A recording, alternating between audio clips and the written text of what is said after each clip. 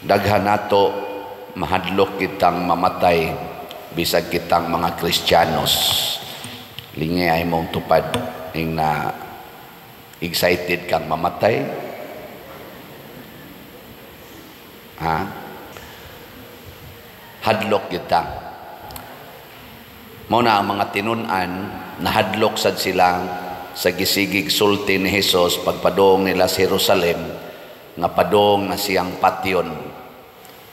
Gani si Pedro kaning atong gasuwat sa ikaduhang pagbasa, iya gyung gibunlot si Hesus ngadto sa daplin og iyang giingnan, hunong nagsulti ana Lord nga mamatay ka kay di ko gustong mahitabo na nimo. Nya giingnan siya ni Hesus, pahawa Satanas ang imong hunahuna sa tao dili sa Dios. Kining atong kahadlok sa kamatayon tungod ni kay wa ta makakita unsay mahitabo inig human natog kamatay. Ighuman natog kamatay na ay pagkabanhaw. Unsa may naong sa pagkabanhaw? Sa unang pagbasa gisulti didto nga nakita ni Daniel ang langit, ang glory of heaven, ang katahom, ang kagamhanan, ang pagkahalangdon, ang pagkamahimayaon sa langit nga dili nato ma-imagine sa atong kaugalingong panghuna-huna, pero purti ginang ninduta, naggilak-gilak ang kanindot. Nga kanang ato dinhi usahay mga Miss Universe mugilak man sana dito gani sa Paris sa opening sa ilang Olympic. Tingali ini closing sa dana. Sige pa man rong Olympics dito. By the way, nakaduha na day atong medalya, no? Congratulations ni kisa to Carlos Yolo naningkamot first time nga naay usa ka tawo nga Filipino athlete nga nakakuha og duha ka gold medals sa usa lang ka Olympic event. Nya Olympic pag yun, murag 100 years naman tingali nga wa tay gold medal sa Olympic. Na iyampo nato no ang atong mga atleta og ang tibuok kalibutan. Ilan ang pagilakon maayo na pay mga fireworks ana magtan-aw ka purtig yung nindota, pero i-compare na sa glory of heaven, it is simply nothing. Kaning tanan natong mga beauty dinhi panindot-nindot, it is simply nothing compared to heaven. Sige, lingi ag usab imong tupad. Ina kanang imong naong, nothing rana compared to heaven. Usahay attach man kita sa tong naong, nothing ra gina compare sa heaven. Mao na nga kun makasinati tag langit nun nga himaya, di masabot ang atong bation. Gani si St. Thomas Aquinas, usa sa mga Dominican priests nga nahimo karong great theologian and philosopher, symbol sa Santo Tomas nga kaning educational kuan nila dito, kaning mandate, si St. Thomas Aquinas. Ang ila ganing award sa pinaka-bright na estudyante sa University of Santo Tomas, Manila, kay kuan siguro na Thomas Aquinas Award na tingali. Kanabang ikagi pinaka-top sa kuan mga bright dito. Iya ginang gisulti nga naka-experience siya beatific vision. Kanabang sa iyang pag-reflect, nakakita siya sa kanalang glimpse of the glory of heaven. Matod pa sa tradisyon, pag humanyag kakita ato, ang tanaw niya sa tanang butang sa kalibutan, mura na lag basura. Ang mga libro nga iyang gisuwat nga gidaig og maayo sa mga scholars niadtong panahon nga naka-feel pod siya og sense of pride tungod sa iyang yung expertise sa theology o sa philosophy nga giganahan kayo ang mga tao Gitawag ng mga suma-suma ang iyang works, iyang gisunog sa kayo. May gani kay natabang sa iyang sekretary, naluwas. Nga naman, ingon siya, everything is just like straw compared to heaven. Basura ra gyud ta. Ana. Nya unsa man din na kanindot ang pagkabanhaw, kining ato rong hitsura o status kinabuhi, himuon dining nindot kaayos Ginoo, inig kabanhaw nato, humanta mamatay. Mo nang niingon diri sa atong ebanghelyo, kini ang pinangga kong anak. Sa tigingon diri, pamati kamo kaniya. Ang maminaw ni Kristo maora say mabanhaw, maora say ma-transfigure. Pagkakita nilang San Pedro o sa iyang kuyog si James o si John, pagkakita nila sa naong Ginoo na ning hayag na talagsaon kayong katahom, mura sila nawa silang kaugalingon. Motong nakaingon na lang si San Pedro, magtukod lang ta dinhi tulo ka payag, Lord. Na kay nakit-an man sa dila si Moises o si propeta Elias, tukod lang tag tulo ka payag, nangalisang sila, talagsaon kaayo.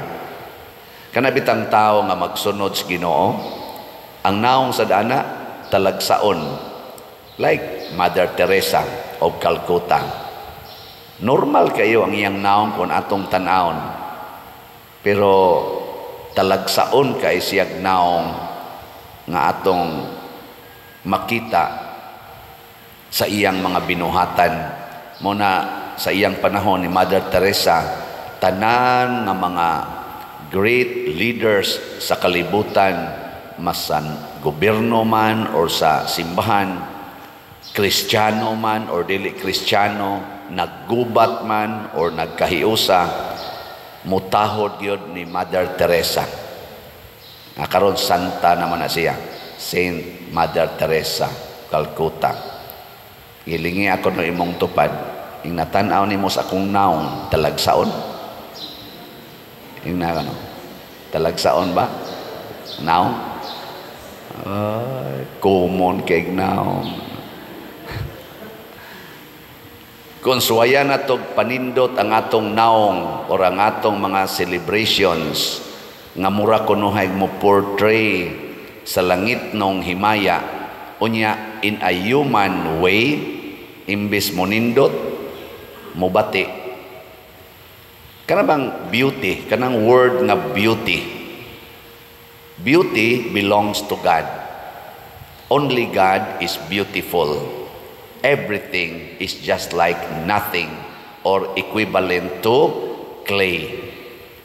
Ang Ginoo ra gyud dunay katahom. Ang katahom iyanas Ginoo, di na ato. Siya naghatag og katahom sa universo. Kay gikan man niya ang katahom. Muna nga kung kitang mga tao malimot na ganita nga ang tinuod nga katahom or beauty tuas Ginoo, nya kita nay magpa-beauty mahimo na noon tang yawanon. Karon gubot ang Christian community, labi na dito sa Paris to aron ditong Olympics, tungod kay sa opening ceremony, doon na sila gipang portray ng mga gods and goddesses. Kay ang Paris is our old culture, superior culture sa kalibutan. Center man na siya sa culture and developments. Sikat yung kaya na tugay na kayong panahon niya ilang gipang portray during the opening. Na-appeal og portray ang atong Christian nga mga symbols, no? Kanang mga glorious nga mga kuan ba, og ang usa didto nga murag ilang gipakita ang kanang atong naandan nga portrayal sa Last Supper nga naa si Jesus tunga niya galibot iya mga apostles in a very modern way. Ana ang nakaapan kay nakit-an man nga wa sila mga underwear ang niapil, og ilag yung gibuksan ang ilang mga attire og nangakita ang ilang mga genital organs og nagsayaw-sayaw in a very human way. Na makpak ang mga tao kay unique nga presentation, pero sa mga tao nga nagmahal niya ng portrayal sa Last Supper, which is this Holy Eucharist, murag na scandalize og maayo nga ila tong gitawag og the mockery against Christianity, the insults against Jesus who laid down his life during the Last Supper, laid down his life for our salvation. Karon gibugal-bugalan na lang sa pipila nato ka mga igsoon nga na-consume nakuha na kay ba na addict na kaayo ni ining gitawag nato og human artistic way of portraying beauty. Ngunang iampo nato kay murag ambot lang og intentional ba to or nakuan lang, napupariha lang. Wa man sa sila gisulti dito nga this is the modern Last Supper, pero sa portrayal manggod nila sa cultural nila ditong mga aspeto na-appeal ang atong Christianity kay center ba sa nang pares sa Christianity. Diha biya nagsugod ang ato mga great leaders, mga great saints, great preachers. Diha biya gid sila. Mao na atong iampo. Lingi ako no imong tupad. Na kanang naong nimo nagportray pa na sa image and likeness of God.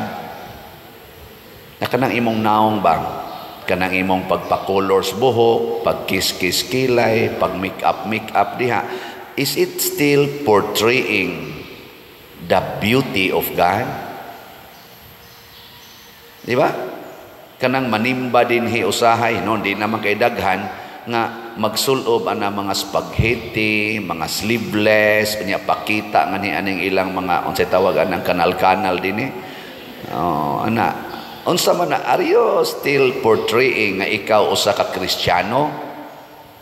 Kami sang mga pari usahay, sulob na mi ana mga short anas katilingban, dagko kay mi diring mga alahas, ana dayon sa sigarilyo.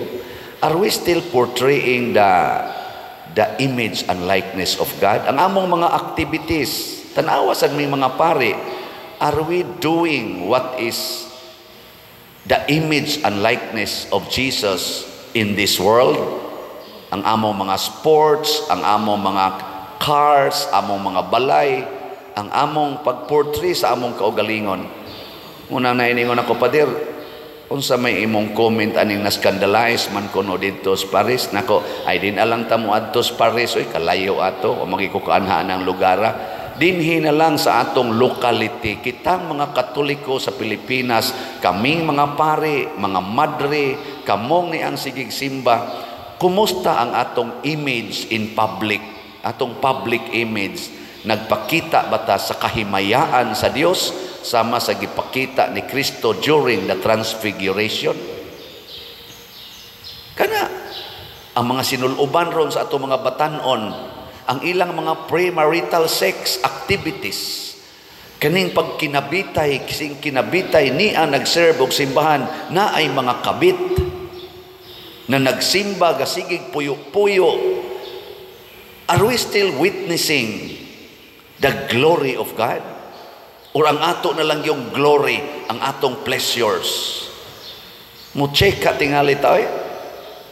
Munang niingon ko sa pipila nga nag-text na ko, anhin na lang tamang limpyo sa atong lugar. O maon na gid ni karon ang kalibutan, hapit na tamubalik sa sitwasyon sa Sodom and Gomorrah, nga di na gid nila tahuron ang Ginoo. Ang ila na lang gitahod, mao na lang ang ilang pleasures, comfort and satisfaction in various ways, especially sa sexual activities. Mao na dinhi sa akong pagdumala sa atong parokya, tingali permigid mong makakita nga naningkamot jud ko pag sulti aning sala, di lang para ninyo, para sa nako. Ako ginang isulti nga kining sala ato ginang hunongon, labi na gid ning mga kanibang mga laway nga mga sala. Nya kinisang atong paggamit sa kwarta. Sige kog baligya din hig slots, sige baligyag slots, dili na tungod kay nangayo ra tag kwarta, kung dili atong gigamit aron kining atong simbahan og simbahanan makita gid nato nga naa ang Ginoo. Lingi ako no imong tupad ingna dinhi sa atong simbahan maka-feel ka Ginoo. Ingna ba? Na maka-feel ka Ginoo dinhi o yawa imong ma-feel. Alipay bitaw ko nga manganhi dinhi ato mga pilgrims, ang kani mga manganhi dinhi mga bisita, kamo noon murag wa na mamuy ayo. Kani mga bisita ba? Oh, magsing sa Allah padir oy, kanindot gyud, kanindot maka-feel gyud mi sa Ginoo dinhi. Ambot kamo nga taga dinhi, kitang taga dinhi maka-feel patas Ginoo. Ako maka-feel man ko kamo. Ambot lang ninyo. Hasta gani ang namalit na tog slots, maka-feel sila Ginoo. Father, kada nako palit og slot, lahi gyud akong bation. Nako hasta di ay ngadto no ang Ginoo basta mo apil gyud ka. Pero kanang gasigig higog magkwarta, sigig higog magkwarta, ang ma-feel ra gyud nila ang ila ra gyung pagbati nga bugat, hassle, worries in life, mao ra gyud nilang ma-feel. Pero ang namalit na tog slots, nindot kaayo. So, tagaan lang tamo gamayng update ha, kaya mo man ni atong business din he. Congrats sa pag-share sa inyong mga kwarta. Nya kamuwa pa ka-share, pang-share sad mo. Ang atong SBF DAG ni abot nag 32,424 slots ang atong halin na apay 27,576 slots nga available. O niya tag 500 pesos per slot. Mao ni ang para sa atong kumbinto. Amo na rong gikwinta-kwinta na atay bayronon labing minos mga 10 million para sa ato mga contractors. Nya doon naman sa tayo nahuwaman nga kwarta mga 8 million. Dako-dako no? Og mahalin ning tanan, murag malimpyo gining tanan sad. Pero kung di ni mahalin, murag na miligro. Mapriso ng pari ani. Nya naataan ni dali raman ning halinon god kay ang ato lang kong subscribers daan 190 sa YouTube YouTube lang na wa day labot lang o sa Facebook ay no nagana-ana raman na 198,000 ang atong subscribers. Ang tanan nga 198,000 nga nakadungog ani og nag-follow sa ato dinhing misa. Mupalit lang og tagsa ka slot na 500 pesos karong adlaw kay anniversary maron ako sa pagkapari, inyo kong tagaan og gatawag na to bag gift, no? Gift. Tagail ako gift. Tagsa lang ka slot karong adlaw. Minaw ko ugma inig-announce na ako moingon ko ang atong halin niabot nag 50,000. 198 ko na. Di ba? Natanawa inyo lang ganing mga naong ani adin ningon. Di madaw daghan pagita paliton ng bugas mao lagi na. Unya ang ato sang Mother Mary's Healing and Deliverance para ni ngadto sa Kapilinya di Fatima. Jutay na lang yung kaayo. Ang nahibilin 1,046 na lang ka slots. Sus usara ni kaminoto kun atong paliton tag 1,000 pesos per slot. Salamat kay tanang namalit ha. Nanatay halin ani nga 4,954. Nya kay 6,000 man ka slot atong gibaligya mo nang 1,046 na lang ang nahibilin. So pakpakan nato ang namalit sa ato mga slots. Kamong namalit og mga slots sukad pas una 2020 natong pamaligya ani. Kamo mo'y naghatag og kahimayaan aning atong simbahan og simbahanan. Ang atong mga kapilya nanganindot na, ang atong mga katawhan na himuan na tog balay, nubinta na to kabalay para sa mga wagi balay nga atong kaigsuunan, natagaan na tog mga bugas, natagaan og mga tambal, napaiskwela, nakatabang tagdaghang parokya kining tanan. Mao ni ang tinuod nga transfiguration, mao ni ang tinuod nga kahimayaan. Kanabang ang atong kwarta gamito na nato para sa atong kaayuhan as community, as church. Wa tay pili dinhi na atay gipanghimuag balay nga dili mga Katoliko. Ato nang tagaan dinhi ang mga anhi bisag dili Katoliko because we are all loved by God. Gipakamatyan ta ni Kristo o kitang tanan qualified nga mahimo sang mahimayaon basta mosunod sa ta ni Kristo, dili magbugal-bugal ni Kristo.